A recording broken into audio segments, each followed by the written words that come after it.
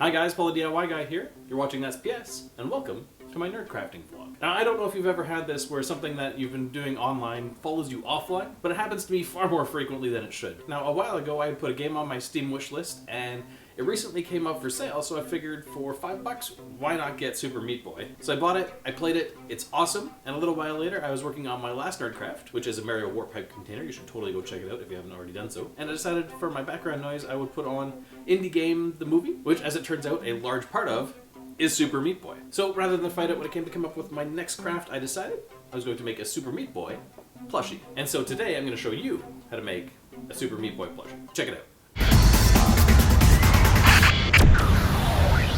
You're going to need the following: red fleece, the pattern, the link is in the doobly-doo, some black, pink, and white felt, white glue, sewing needle and thread, some cutting utensils, and 2 big black buttons.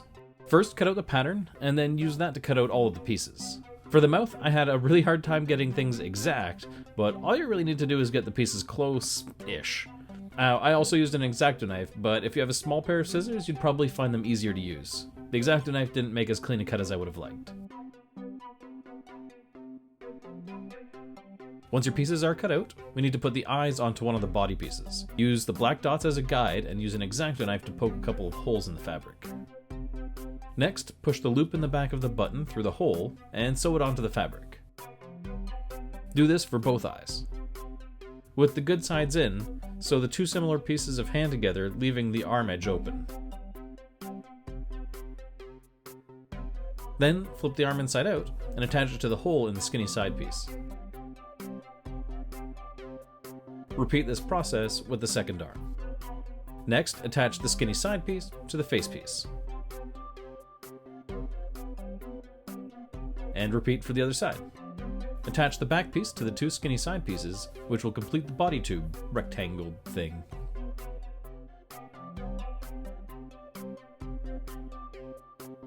Next, sew the top of the headpiece on.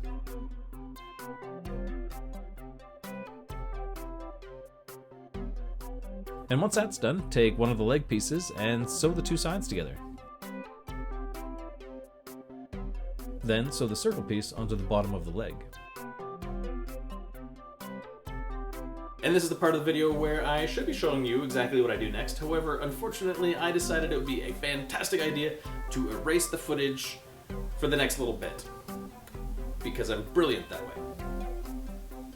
Whoops! But since there's not a lot to show you anyways, I'll just explain what I did next. And I finished off the other foot exactly like I did the first one. I sewed both of them all the way around to the bottom of the body, and then flipped the whole thing inside out, and then using some white glue, glued on all the little pieces of felt. And that's all that I'm missing for footage, so carry on with the tutorial.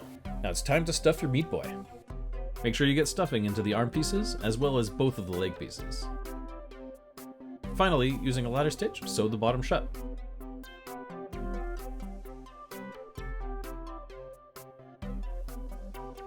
I also added a few extra stitches to connect the leg pieces a bit better to the bottom of the body so they didn't look quite as strange.